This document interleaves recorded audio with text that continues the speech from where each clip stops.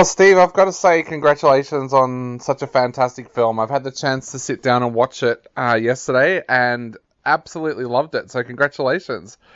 Oh, thank you. No, I'm glad that you enjoyed it. I mean, I'm in that nervous phase right now where I'm, just getting initial reactions, and I'm worried it's not going to line up with people. But so far, it seems to be hitting the right notes. So I'm glad to hear that you enjoyed it. Yeah. How nervous do you get before one of your films comes out? Because I talk to a lot of musicians as well, and they all say they get so nervous before an album is coming out. But how nervous do you get as a filmmaker before a film comes out? I mean, I'm just generally nervous about everything, so I don't really have a calm phase. Yeah. I mean, I don't know. The tough thing, when you start to build up a bit of a filmography, and the thing that stresses me out is that people are always just comparing it to whatever the last thing was. Yeah. And, I found, like, when The Void came out, people were like, well, why isn't this like Manboard?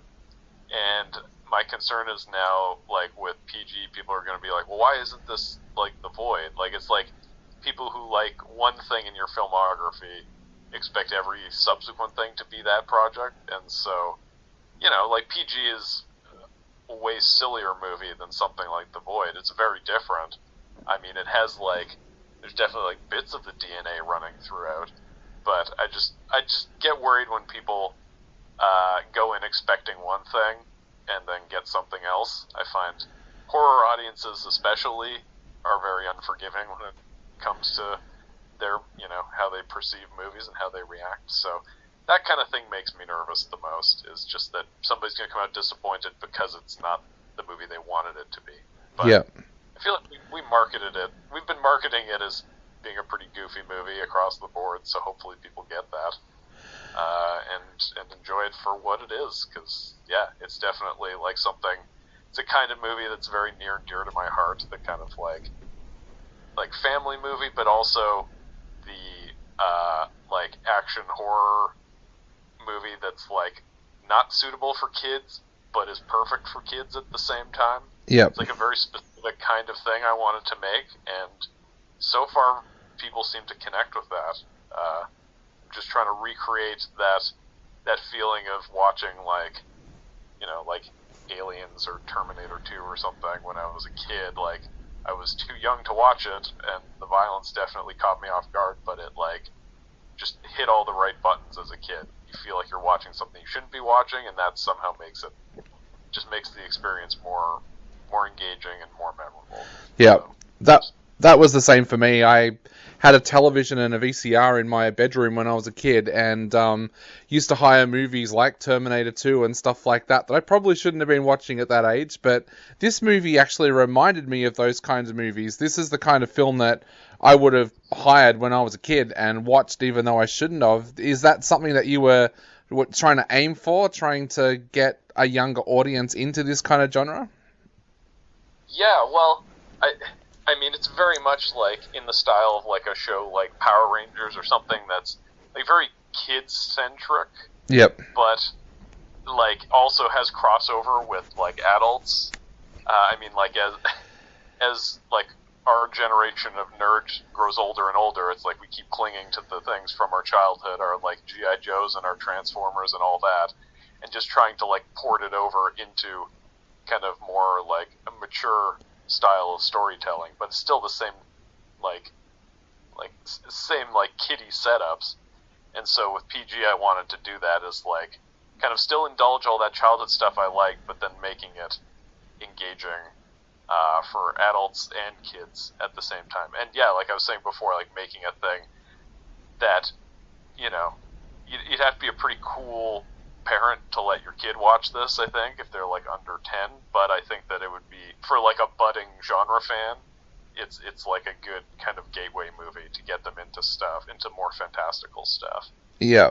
Another good example that inspired me was remember my parents renting me Guyver 2 when I was really young, just because the cover of it, it had like a guy in this cool creature suit and was very Japanese, and like felt very like in the vein of Power Rangers. I don't think they realized it was R-rated though, and so watching that as a kid like really stuck with me, because it's like, yeah, it's the same kind of thing where it's like guys in monster suits fighting, except this time they're like slitting people's throats and getting their heads chopped off and stuff. So, yeah, I just wanted to emulate that kind of energy as much as possible.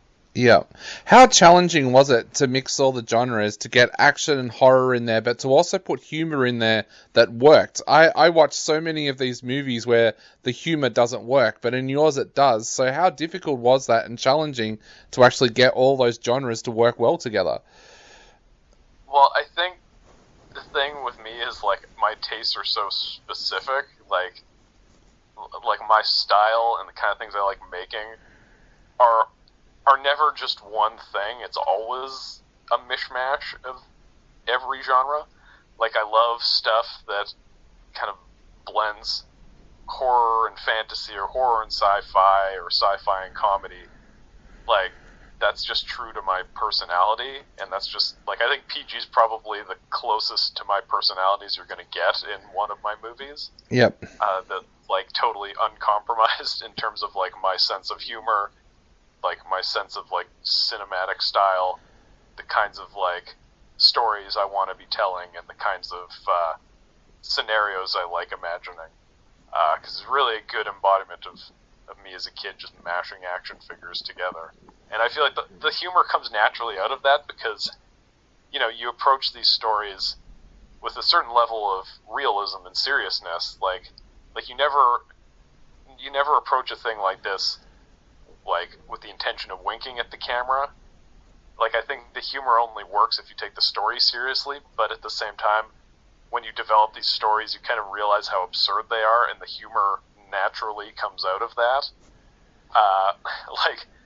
Like with PG, like, a specific kind of story beat that I think is a good example of that is, like, the whole, like, logic of the gem that controls PG is so nonsensical, and I feel like that is, it kind of represents what that MacGuffin usually is in movies anyway. Yeah. Like, it's kind of there to serve the plot, and that always, like, those kinds of things always entertain me in movies, where it's like they don't serve any real purpose other than to just move the plot forward. So I was, you know, a lot of the humor came out of me, like, making fun of that and endlessly changing, like, what the gem can do and what its powers are and how it actually works.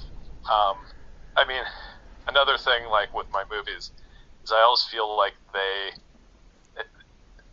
I try to make the experience as close to sitting and watching the movie with me as possible. Like, it's almost like you're watching a movie and I'm making comments through the movie as it's playing out. Yeah. I think that's where a lot of the humor comes from, that, where I'm like, well, that doesn't make sense, and that's dumb. And it's like, I'm just adding this extra layer of stupid onto the whole thing to just keep it entertaining. Like, I'm getting bored by my own movie and constantly changing things up to make myself laugh, and hopefully in turn make other people laugh. Yep. So, yeah, it's not so much a case of, like, writing jokes as just drawing attention to things that are odd or that I feel like subverting out of boredom. Yeah, I think just a lot of the humor comes out of that. Yeah. How much say did you have over creature design? Because the creature design in this film is extraordinary, and I've fallen in love with the little creature that Alexander turns into in the film. So how much say did you have on creature design? All of it, pretty much. Like, I designed most of the monsters. Like, PG and Pandora, I had a comic book artist in Italy. He actually did some sketches for me. His name's Aurelio, and he did these, like, kind of initial sketches that were like a jumping off point for me for those two creatures, because they're so featured and need to be iconic. So his drawings, they were like the starting point, and then as I built them, I started to decide, like, what I want to change, what I want to tweak. I mean, my process for designing creatures is a little backwards. Like, I kind of just like making stuff and then figuring out the look as I'm making it. Like, for the Paladins Obsidian, for example, like PG's crew of evil dudes, like, every one of those, I would, like, sculpt a head or something first. Like, I'd pick one piece, work on that, and then just build out from there and kind of figure out the personality and the look. Because in the script, it would just be like, Death Trapper, he's a big metal can full of body parts. Or Cassius 3000, he has a robot bird on his shoulder. Like, they were the vaguest descriptions, and while I was in the shop building, I would just kind of, like, expand upon it as I was building, and sort of figure out their personality as I'm making things. And it's also just out of necessity and out of budget, because I can't afford a concept artist to do designs and spend months designing things. Like, I was a pretty tight schedule on this movie, so kind of had to start building immediately, and so it was just a case of, like, designing as I was building, and then finding the look of creatures as I was going. Like, with Alistair, who you were talking about, the brain guy, I mean, that was definitely a case of, like, I just started making pieces of a brain and gluing them together and, like, figuring it out as I went, and then realizing, like, oh, I've got these, like, tentacle mechanics left over from another show. I'll put those on the bottom so he can have a little bit of movement. And then, I kind of figured out the eyes after the fact. It was just kind of like what we could build in the time that we had, and that's what the creatures ended up being. So most of the designs were born out of necessity more than anything. And they kind of just got their personalities from that. Yeah. Well, Stephen, I know we are running out of time very, very quickly. So before I go, I'd love to ask the question, how do you feel about the film being at Monsterfest, one of Australia's biggest horror film festivals?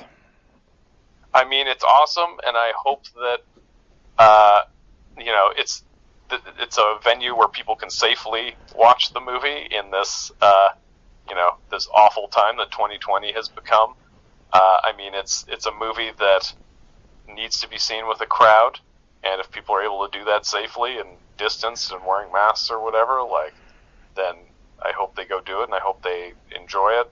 And it's a crowd pleaser for sure. So it's meant to be seen in a group, and I'm excited to hear the reactions to the movie. I hope it goes over well, and I hope it's, hope I'm not banned from Australia after this. I don't think there's any chance you'll be banned, mate. This is an absolutely fantastic film. So thank you so much for chatting to us. And again, congratulations on this marvelous film. Oh, thank you very much, Dave. Great talking to you. Awesome, mate. You have a great night, and hopefully we get to see you in Australia sometime.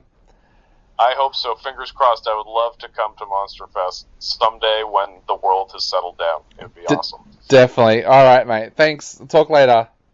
Thanks. Bye. Bye.